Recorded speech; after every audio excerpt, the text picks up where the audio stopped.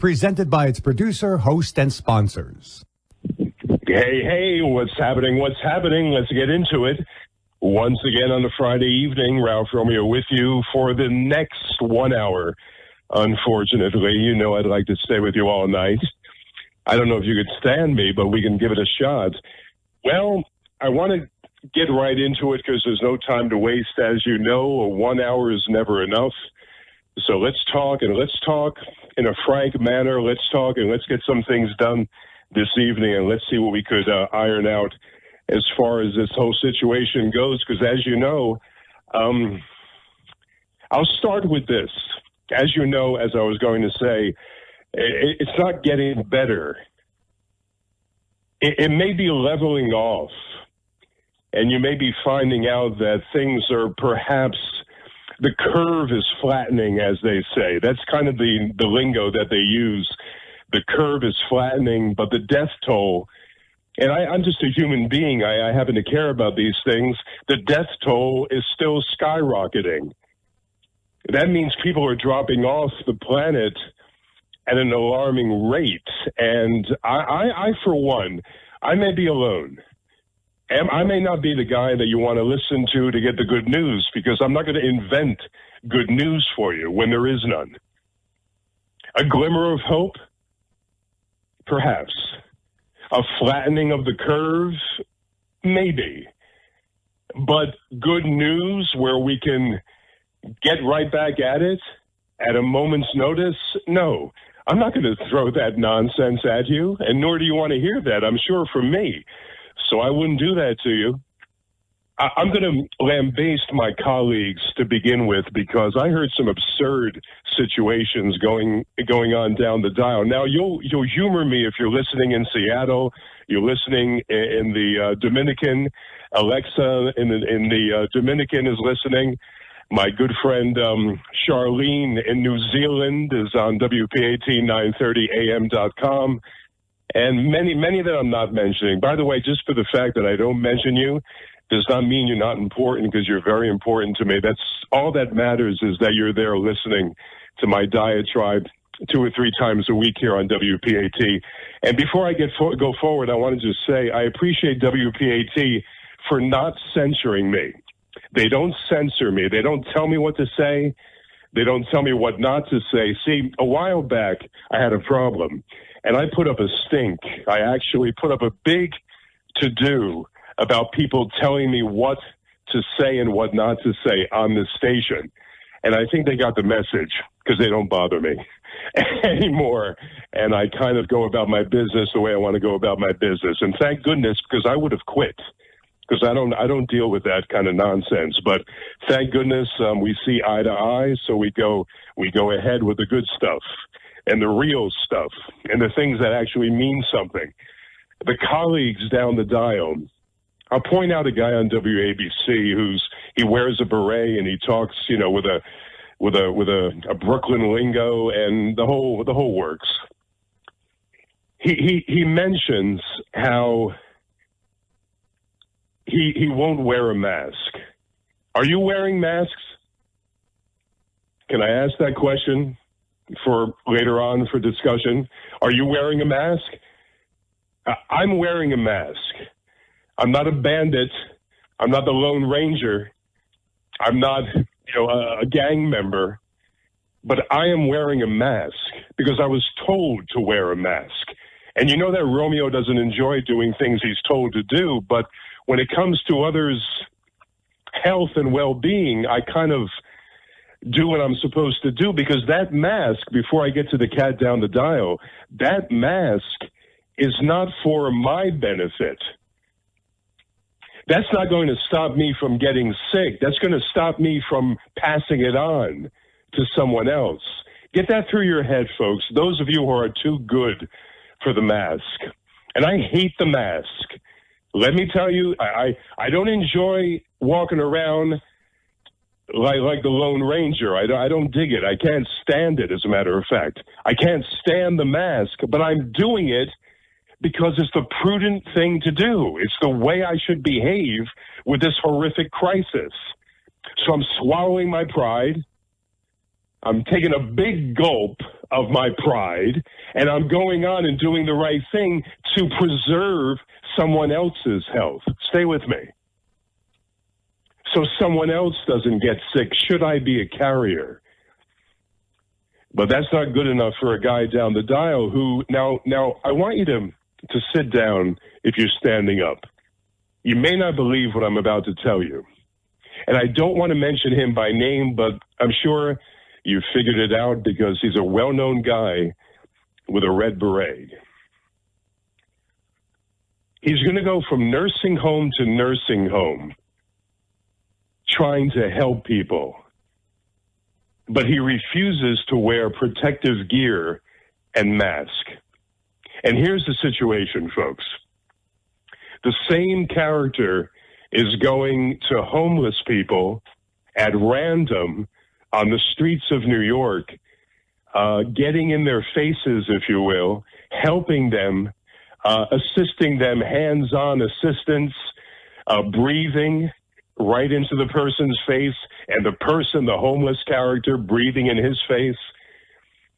Now, this man that I described thinks he's indestructible, but he's just a guy, just like me. I sometimes feel that way, so I can identify to a certain extent. I feel a little bit indestructible sometimes until I come to my senses. Fresh off helping the homeless, the downtrodden, those who are on the streets who don't adhere to social distancing, who don't adhere to societal norms, who do nothing that the regulations say they should do because they're half out of their mind, half of them, high on drugs, alcohol, et cetera, et cetera. He helps these people, and he has the balls, I mean the nerve, to tell his vast audience that he's going into nursing homes this weekend to assist the elderly. So he's going to be a human petri dish, and he's going to go into now this is the war zone, folks. The nursing homes of this country are war zones when it comes to this. They are, again, they're petri dishes. It's the worst place that you can, other than a hospital. Maybe it's neck and neck with a hospital. The worst place you can find yourself in. And thank goodness my mother is home taking care of herself. The worst place you can find yourself in is a nursing home at this particular time, because I hesitate to tell you this because it's ghoulish. But they're dying by the hundreds. They're dropping like flies in those places. It's disturbing as anything could be disturbing.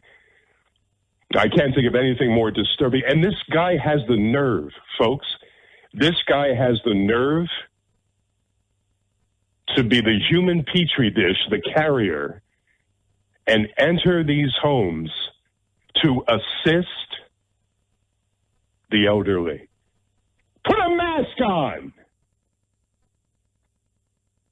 Wear a hazmat suit, for Christ's sakes. Do the right thing. You're no hero. You're a fool. And I'll tell you something right now.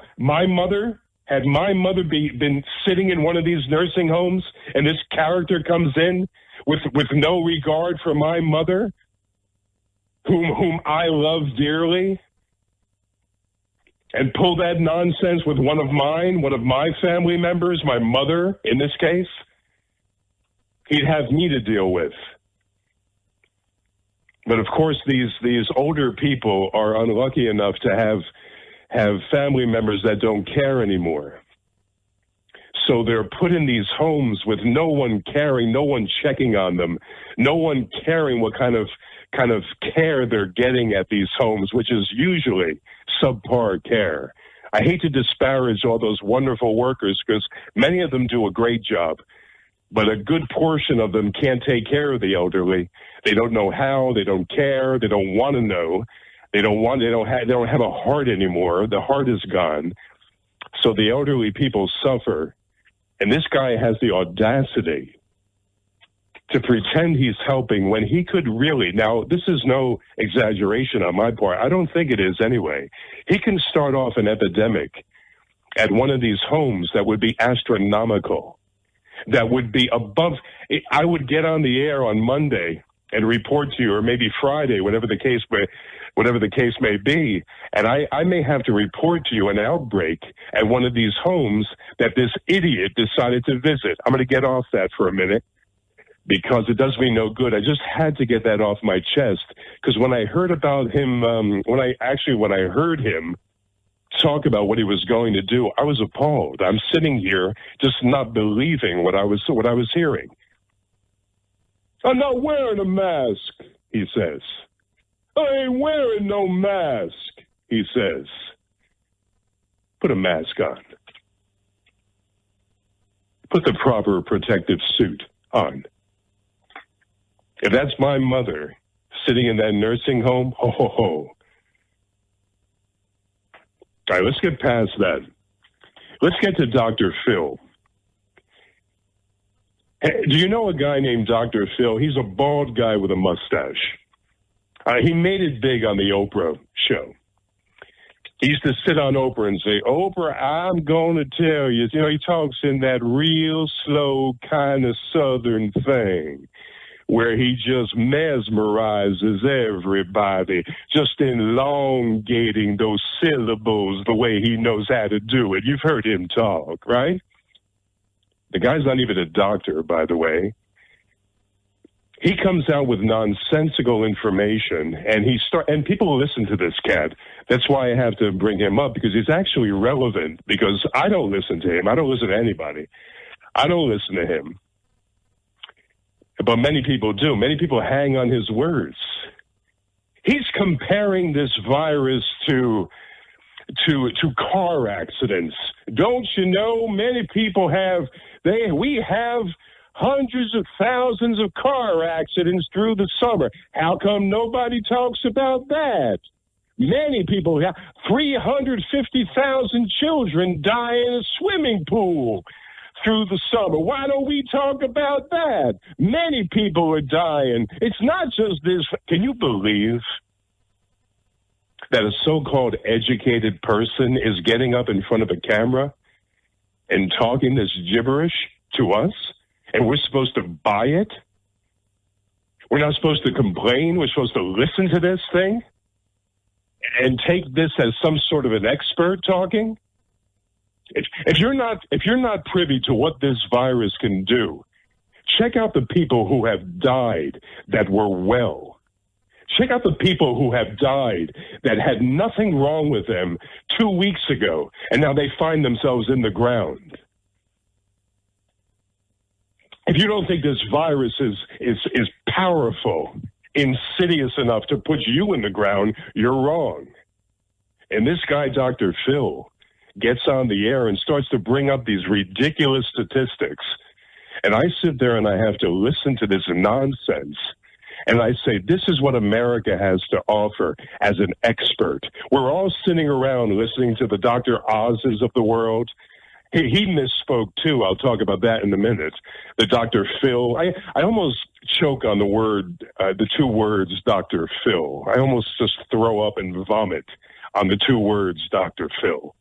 I really do, because it's crazy. But you see, he becomes relevant because he actually means something.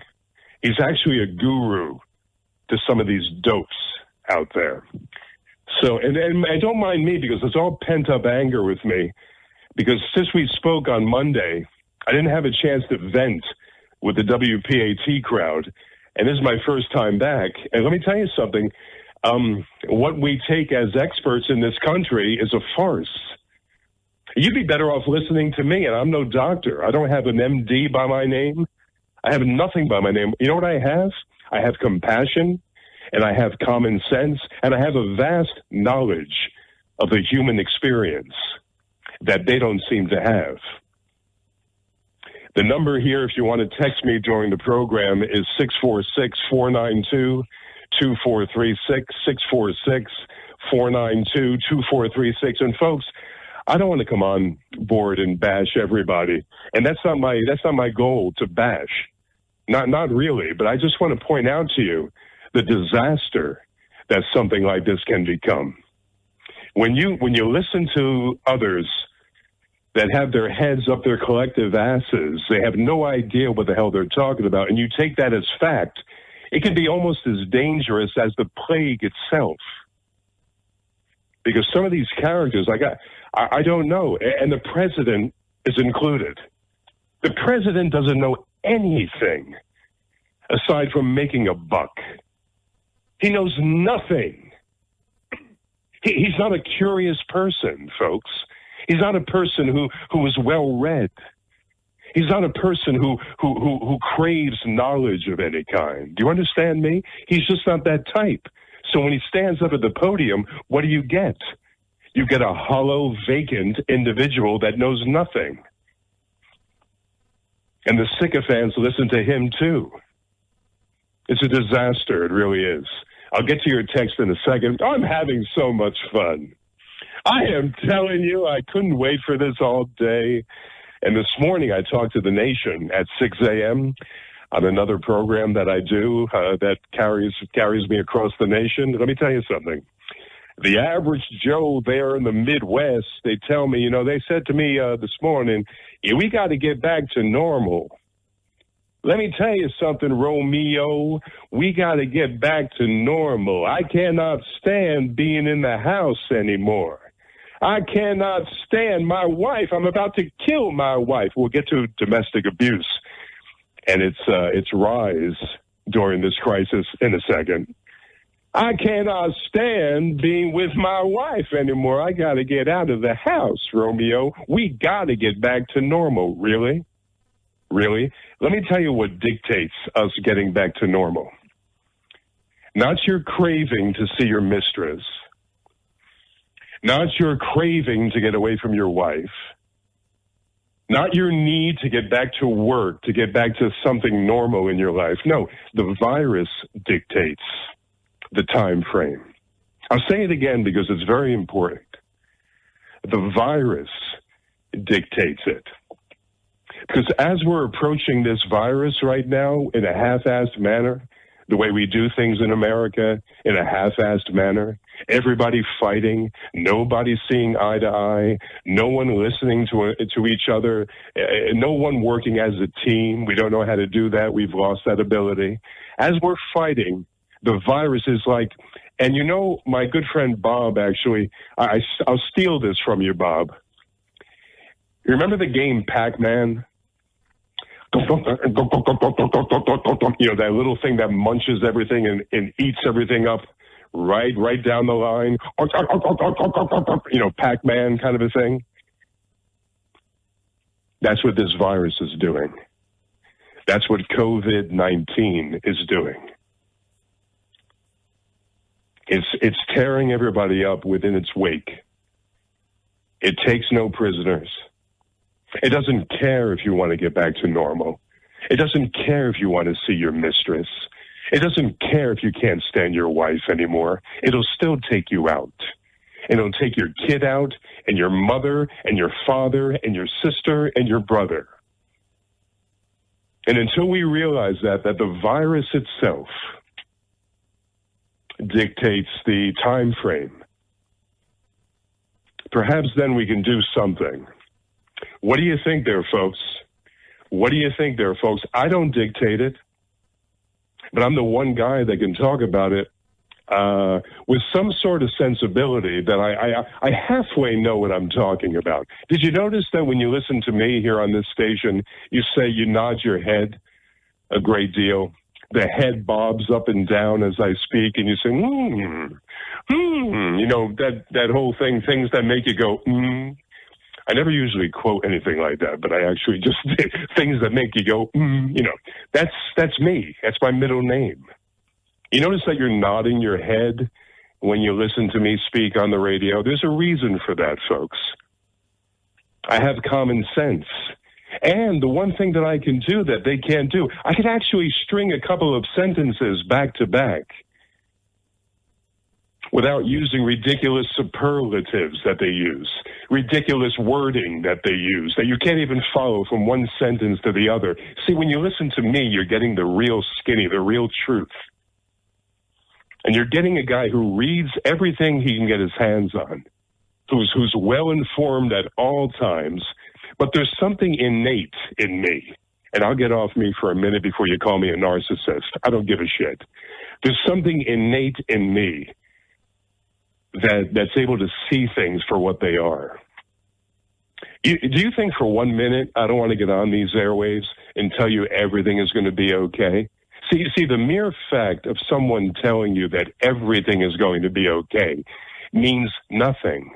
It's comforting for the time being. It may make you feel good. Maybe you'll sleep a little better that evening after hearing it. But what does it mean? What exactly does it mean? Nothing. Nothing. It'll be okay. They used to do that to children. Oh, babe, come here, Johnny. Everything's gonna be okay, baby. This is not the nursery, folks. This is an insidious disease that's probably going to get you one way or the other. Now, what they say is that 80%, this is my estimation too, and I actually said this about 4 weeks ago when this thing first got bad. I said about 80% of people in this country, I stick to this country for the time being because I can't deal with Italy and Korea when we have enough to deal with here at home. So I'll stick with this country. I said about upwards of 80% of people will test positive if they have the tests. And that's another subject we could get into. Where are the tests? Where are the tests? 80% will test positive, will actually be a carrier, will actually have this virus inside them. They may not show symptoms. You know, that's the weird nature of this virus. You see, I can get it, and I can show no symptoms. I may have it now, because I don't have any symptoms aside from my incredibly, well, I won't get into it. I was going to say something very crass. I have no symptoms, but I may be a carrier right now.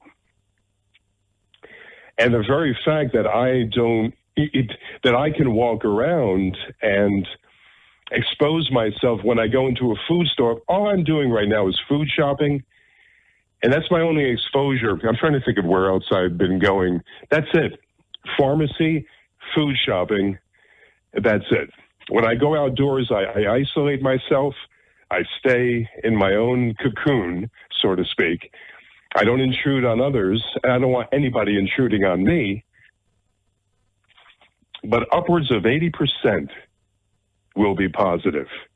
That means now, if you can comprehend this, that means 8 out of 10 people will be infected. That is an enormous, an astronomical number, folks. 646-492-2436. 646-492-2436.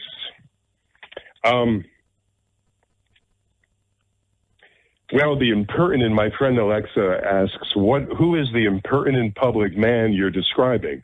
Well, I went through a very prominent person on the radio, and there's a reason why I'm not calling him by name. I don't want to start a feud. That's not what I'm about here. I'm not starting a feud. I'm just pointing out someone's stupidity who's in the public eye. Is a very prominent, Alexa is a very prominent radio guy who's talking out of his backside. That's who it is. Let's go to another text. Bear with me at 646-492-2436. That's your text to get it. You can't call me. You can't call me on the air. You can just text me. My friend Lisa, who's a great listener. Hi, Lisa. I think she's from New Jersey. Yes, I'm wearing a mask, and yes, this is outrageous. My friend Tammy says, you need to be symptomatic at this point to get the test for free, I believe.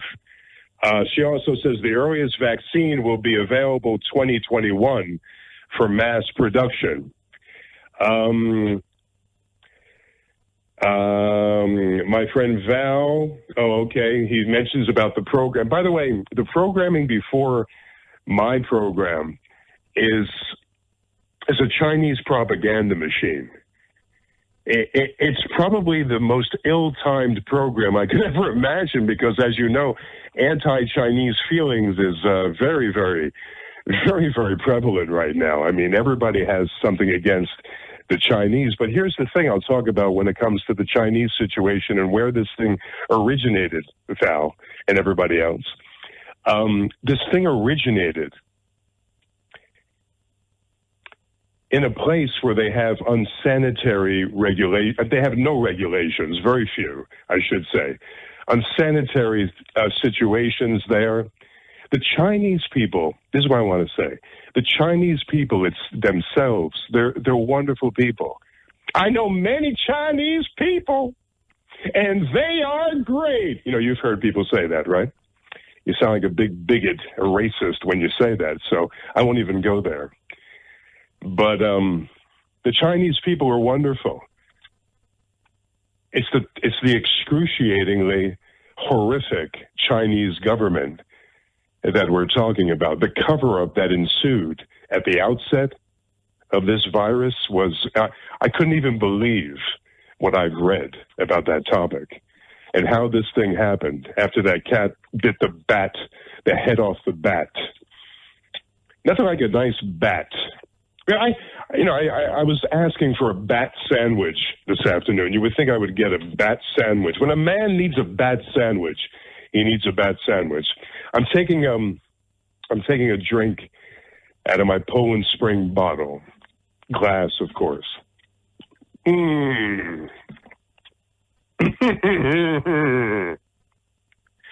Orgasmic as usual. 646-492-2436. Great to be with you on a Friday evening. Let me give you the schedule quickly, just so you have it. Monday, 9 to 11 Eastern Time, WPAT930am.com or 9:30 a.m. on your radio. Monday, 9 to 11 Eastern Time, and then back with you that very next morning. That means an hour after the 11 o'clock program ends, you get a midnight program to 2 a.m. Then I'm back on the air with you on Friday evening at 9 o'clock, as I'm doing right now. If you want to listen to me in the morning, all you have to do is give me a ring. I'll tell you how to do that at 646-492-2436. Don't call now, because it's not going to work. 646, broadcasting out of my bedroom. I'm no dummy. 646-492-2436. My good friend Val. I spoke to Val. She's a wonderful person. She always asks all the great questions, and she's a very caring person, a very loyal listener. Val in the Bronx. Hi, Val. How are you there, sweetie? I'm doing okay. Oh, yeah. I'd be remiss if I didn't mention the Mayor Giuliani, who does a program. You know, the former mayor of New York, the Mayor Giuliani, who does a program down the dial in the late afternoon. It's not political. This thing that we're dealing with is not a matter of politics. It's not about Republicans and Democrats. It's not about one side gets it and the other is unscathed. It doesn't work that way, Mayor Giuliani. You would think somebody that ran a big city and had the wherewithal to conduct himself fairly well during a horrific crisis of his own, September 11, 2001, you would think he would have some sort of an ability to see that this thing does not discriminate. This thing will get you as well as me. This thing will get your brother and your sister as well as someone else. It does not discriminate. It's not about politics. It's not about winning an election in November. It's not about the stock market. It's not even about big business. It's not even about this country falling apart financially. To me, it's clear cut to me. It's about human lives. It's about human destruction by a deadly illness that's cutting through the very marrow of America. That's what it's about to me. I'm just a guy here, what do I know? It's flattening in New York. And you can't call it's flattening in New York here. But the severity is actually getting worse in New Jersey. So you'll see the curve, if you will, flattening in New York City, but in New Jersey, the death toll is rising, the number of people affected is rising, and it's quite disconcerting, the whole works, because I don't really know what the answer is, but I'm not paid to do that. I'm paid to give you an opinion. I'm not paid to find the answers, but let me tell you something. We are getting our collective asses kicked by this. Get close to the radio. You need to hear this. We are getting we're not winning. Regardless of what the president might want to tell you, we're not winning. We're not winning. We're losing. We're getting our asses kicked by this thing. I think sometimes you have to realize where you stand. You got to stop deluding yourself and actually realize where you actually stand. We are losing the battle.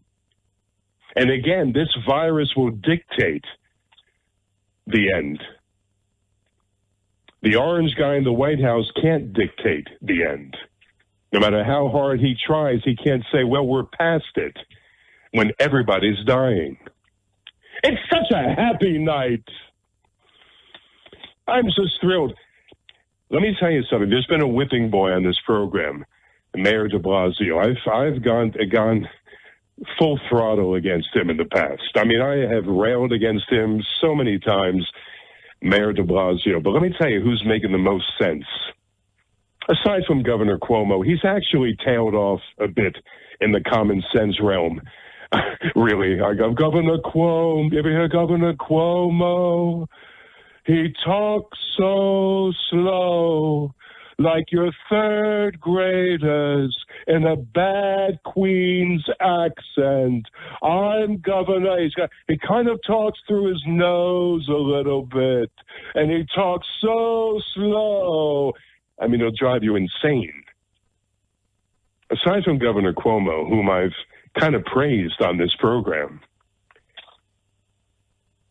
our friend de Blasio, if you listen to him, he makes the most sense.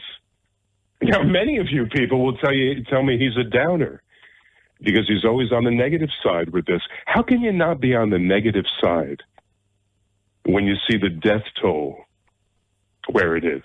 How can you not be on the negative side if you're seeing the death toll rise to astronomical levels? How could you not look at it for what it is? That's why I praise Mayor de Blasio. He's actually doing a good job because he's not soft-soaping it for you. He's not telling you things that aren't true. He's actually doing a good job. People don't want to hear it. They hate his politics, so they don't want to hear it. They don't give him a chance. He's actually sitting on various programs. He makes a great deal of sense. I'm telling you something. You may not enjoy the things that he does, and believe me, I've been the guy who's been killing him many, many times verbally. But he makes sense. He speaks beautifully. He actually uses the language much better than Cuomo and the other cats. So he's getting killed for it because he doesn't give you that feel-good message. Let me tell you something. That feel-good message could get you killed. All the poor bastards in the world, they always died with a smile on their face. Well, I'm going to die kicking and screaming with the right information. 646-492-2436. People are good enough. About 145 texts, 148 texts. I appreciate that. Let's see who else we have on board here with the texts. I appreciate it. The Star Ledger says 25% of the population are asymptomatic, but they're actually carrying the virus. That's what one of our listeners, he doesn't identify himself. I'm not wearing a mask. This is so sad. The guy They need to stop this guy from going to the nursing homes. Dr. Phil is excruciating to listen to, right up there with that cheeseburger eating President Trump. That's our friend Cindy. My friend Dave is saying Trump is blocking mass testing because the U.S. case numbers would end his reelection bid.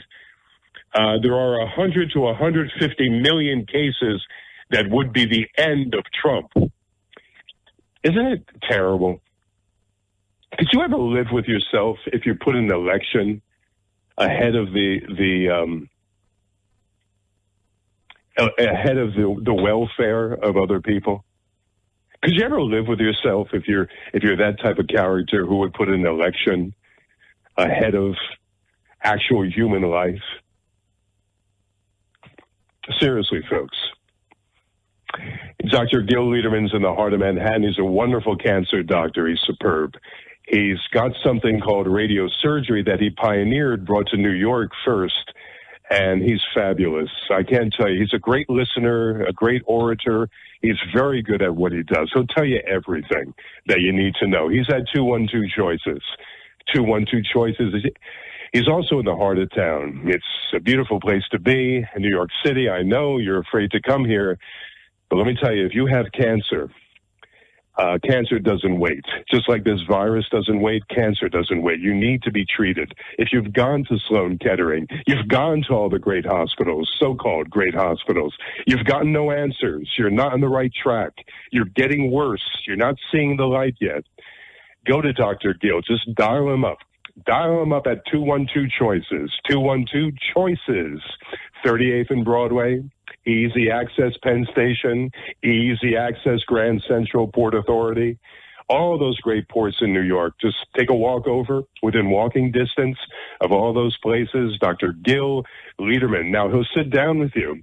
You'll have a consultation. He'll talk it out, and he'll review your tests, review everything you've done in the past, everything laid out there, and you'll have some direction. Maybe for the first time during the throes of your disease, during the throes of your cancer, you'll have something to hang your hat on. Dr. Gil Liederman, 212 Choices, 212 Choices. Say it again. 212 Choices on the Romeo program. You know, when I think about this, Rod Serling never wrote such a screenplay. Would you ever think there would come a day that people would be walking the streets with masks and that some authority figure would be advising everyone that walks the streets to wear a mask? Did you ever think there would come a day where you would see this, especially in a place like New York City? Isn't that something? I was talking to a friend of mine about Rod Serling this afternoon. And I also talked to my friend Cindy about Rod Serling, too, and I know that, sweetheart. But I was talking to a friend of mine about Rod Serling this afternoon. And I was saying now he could never create something like this in a million. He would say something like, and enter the coronavirus.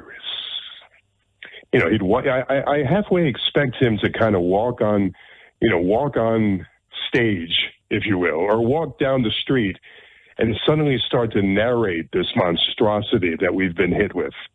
I think this would go well with a Rod Serling narration. I really do. Here's something that bothers me about the medicine. Now, I railed against counting on this one medicine, the one that's touted all the time, the one that's talked about all the time, to be your panacea for the symptoms. Because as we know, nothing cures this virus. I'm talking about symptoms right now, leveling out the symptoms. Perhaps the breathing situation that one gets with this virus. Perhaps the high fever. This one medicine is always talked about, and there are others that need to be talked about, but that's not what I'm trying to get at right now. Do you know that in the state of New York, I don't know what it is in Michigan, with Diane in Michigan or Steve out there in Malibu, California, or everybody at the heart of the country, or my friend Jackie, who's out in Colorado. I don't know what the situation, hi Jackie, I don't know what the situation is, but I do know this. Here's the caveat with the medicine that is disturbing. In New York, you can only get this medicine in a hospital. Now, this medicine is most effective during the early parts of the illness. In other words, when you're first starting to feel the symptoms, that's when the medicine is most effective. That's when you need that medicine. And many of these people don't want to go to the hospital. You see, the idea is to stay out of the hospital. You don't want to be in the hospital. You want to be home if you possibly could be. Number one, to cut down on the numbers. Number two, not to put yourself in more danger by being in the hospital. You want to be home getting treated or treating yourself. This medicine, if it does quell the symptoms, they say it does, all these different types of medicines. I don't have the list of medicines right here, but you know what I'm talking about. They have a myriad of medicines that supposedly do a number on this bastard. We'll see. You know, time will tell. But what I'm saying is you can't even get treated. You can't even get given they won't give you these medicines unless you enter the hospital. Is this not insane? This is absurd. You can't get the medicine until you go to the hospital. A little backwards, if I may say, ass backwards. State of New York. What the hell and why does a governor, as much as I like Cuomo, he's doing a heck of a job, I think. Why does a governor have the ability to dictate whether one should get the medicine or not? What is in the job description of the governor that I'm missing here? Is this totalitarianism here? I don't get it. What is it that a governor can dictate whether you get this medicine or not? This decision should be between patient and doctor. No questions asked. I don't want Big Brother telling me what medicine I can take. I don't want Orwellian America telling me what medicine I can take. This decision should be between patient and doctor. The end. It's very disturbing. It's actually frightening that a governor can dictate whether I get the medicine or not. Now, who knows if I come down with this thing? Let's talk that assuming that I'm going to get sick. I start now, when you first feel the symptoms, I would assume you're petrified. If I felt the loss of taste and the loss of smell that you supposedly get with this, I would be petrified.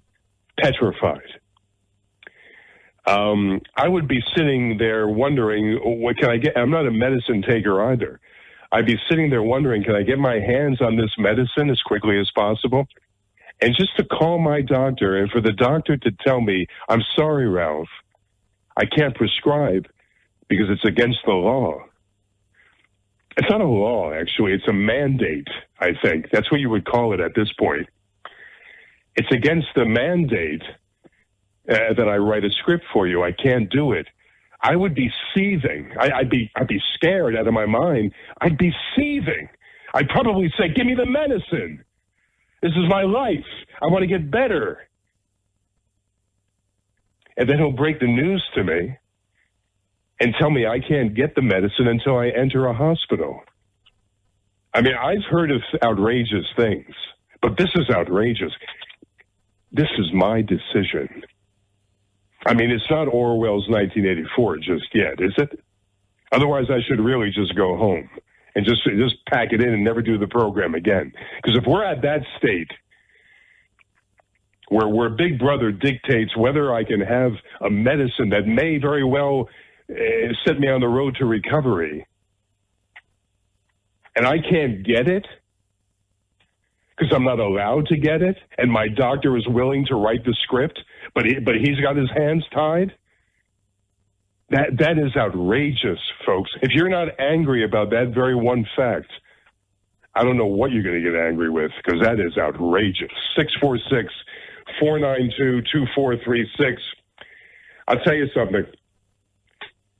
I will tell you something. I am just, I turn around and we have 10 minutes. What time is it? Jesus crackers. We have 10 minutes to go. I can't believe this show flies by. For me, anyway. I mean, this I can't believe I've spoken for 50 minutes here. It's outrageous. But 646-492-2436. I just found the program 10 minutes ago. I appreciate all your feelings. Unlike Curtis, a.k.a. Guardian Angel, President Trump giving pep talks. I like the discussion that you're having. Allison says that the president is a sociopath. Listen, Allison, it doesn't do any good. See, I'm not the guy to gang up on anybody, because once somebody, I don't care if I dislike the person that we're talking about, once you start ganging up on somebody and just calling him names indiscriminately, it doesn't mean anything to me anymore. You know, call him a sociopath, call him whatever you want to call him. Do it in the privacy of your home. You know, that's your right. But when you send me a text, give me something I can hang on to. Give me something I can talk about. What good is it rattling off a bunch of bad names for the president? That's what ignorant people do. That's not what I do. Just tell me something I can actually talk about, take apart, and perhaps maybe dissect for you. And let's see where we can go. So send me another text, and we'll talk about it. Agnes says that you're on point with the medicine. My brother has COVID, and I'm trying to read this. It's really difficult. My brother has COVID, and Agnes says my brother has COVID, and he's not able to get the medicine here in Seattle. I'm wondering why, and now that you've spoken about it, excuse me, I can understand that it may be a mandate here. Well, Agnes, here's the thing, and I hate to say this.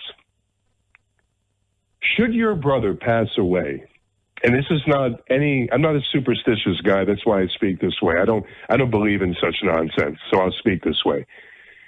Should your brother pass away from this insidious disease without getting that medicine, that would be the biggest crime that I could even imagine. Now listen to me. This medicine, before you get the wrong idea, this medicine is not a cure. It doesn't do anything to cure the virus, but it can take down the symptoms so you can be treated. In fact, somebody on their back, unable to breathe, can perhaps take this medicine or the whole gamut of medicines, whatever medicines they need, and it can maybe slow down the symptoms. If that's being taken away from us at this point, and Agnes, I feel for you, this is the biggest injustice that I can think of. The whole idea is to stay out of the hospital. The whole idea is to treat it at home. The whole idea is to nip it in the bud before it gets untreatable. You dope. 646-492-2436. 646-492-2436. This is Romeo Radio. I'm going to tell you a grisly story that'll make your hair curl. A nursing home in New Jersey.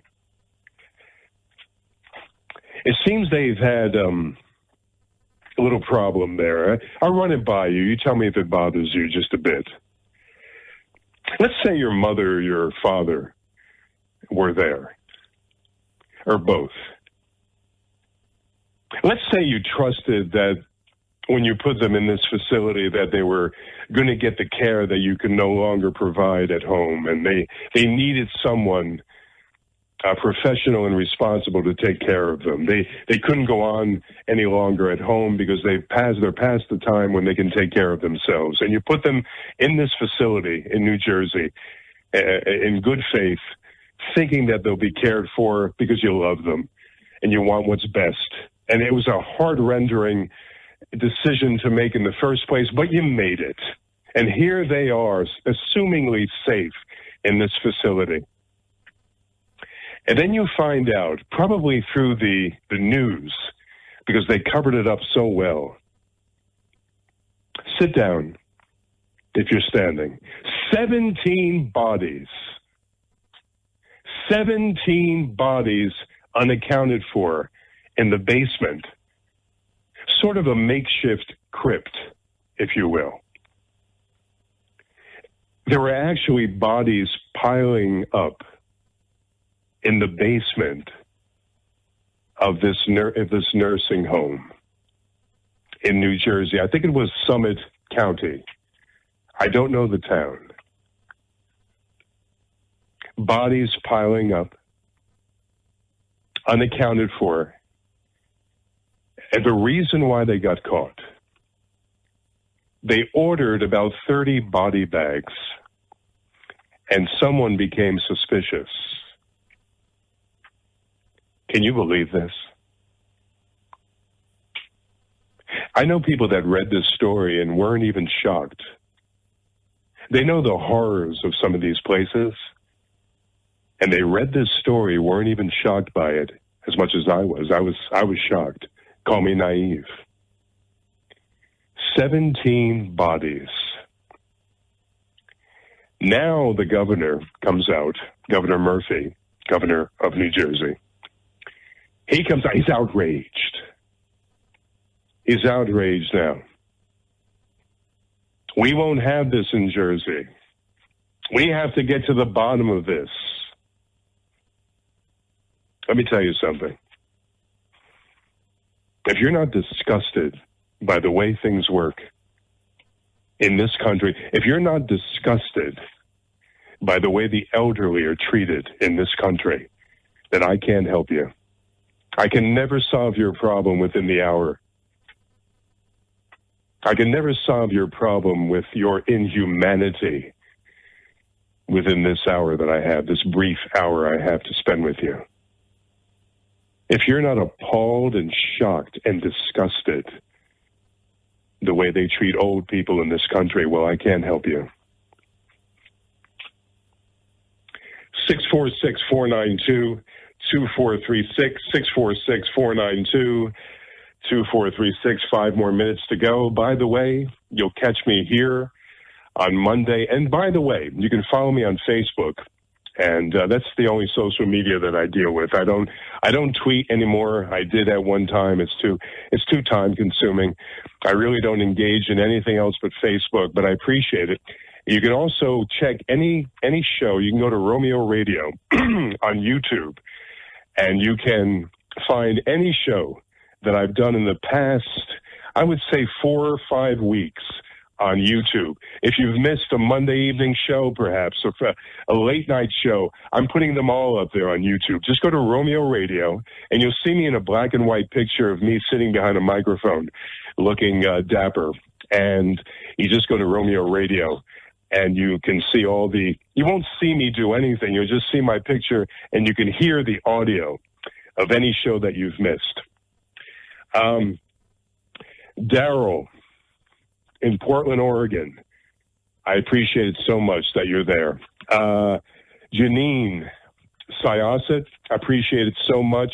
Dave, Port Washington, appreciate it. My friend Joe in North Bergen, you're a great guy, Joe. It was great talking to you. Denise in Staten Island. Isabella in Fort Worth, Texas. Justine in Minnesota, St. Paul. Isaac down there in Florida, Tampa. LaShonda, I think her name is. I think I got that right. I hope so. Out in Arizona, in Phoenix, as a matter of fact.